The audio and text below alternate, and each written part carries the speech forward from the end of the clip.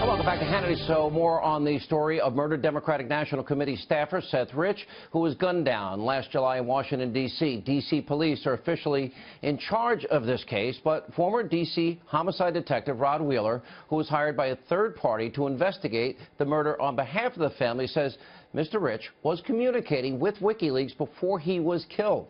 Now, Seth's family has been pushing back today, releasing a statement that reads in part, quote, "We are a family who's committed to facts, not fake evidence that surfaces every few months to fill the void and distract law enforcement and the general public from finding." Now, Seth's murderers. Now, the services of the private investigator who spoke to the press was ordered to the Rich family and paid for by a third party and contractually was barred from speaking to the press or anyone outside of law enforcement or the family unless explicitly authorized by the family. Fox News has retained a copy of the contract signed by the Rich family, retaining the services of Rod. He joins us now with the very latest. All right. I don't want to spend a lot of time on the technicality of who hired you. I've known you a long time, Rod. You're a man of honor and integrity. Right. So tell us who hired you. Well, actually, I was hired by the family, Joel and Mary Rich. They signed the contract. Now, the financial benefit, if there were any financial benefit, and by the way, there wasn't much, that was actually paid for by a third party that I have had very little communication with at all, Sean. Yeah, all right, let's go through this case. The timeline is fascinating here. As I played in the last segment, Julian Assange, I asked him repeatedly on radio and television if Russia was involved. Absolutely not. Now, believe him or not, he's a guy that WikiLeaks has an 11-year history of never being proven wrong. And all these leaks, by the way, ended up being, a lot of them ended up being published in places like the New York Times. So I guess my question is, when you look at the timeline of this, and 12 days after he was killed, that shows up on WikiLeaks, what did you discover in terms of the contacts with WikiLeaks? Right. Well, that's an excellent question, and let me clear that up right now, exactly what it was that I found. Now, I have never seen the emails myself directly. I haven't even seen the computer that Seth Rich used. Here's the problem with all of this.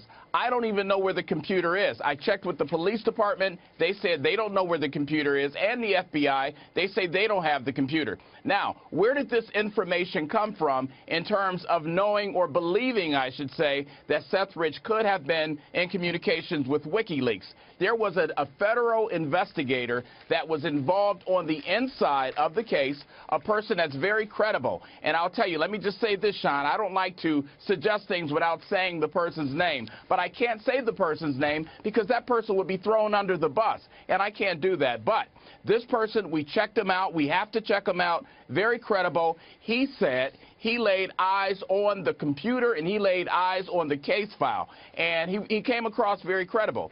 When you look at that with the totality of everything else that I found in this case, it's very consistent for a person with my experience to begin to think, well, perhaps there were some email communications between Seth and WikiLeaks. Every time I talk with the police department, though, Sean, every time I talk to the police department about the WikiLeaks or the emails, it's automatically shut down. That discussion is automatically shut down. Well, so we don't know for sure if the FBI or if the D.C. police have any access to these forensics, these emails? Right. We don't know. We actually have a statement from the FBI telling us to contact the D.C. police. The D.C. police says contact the FBI.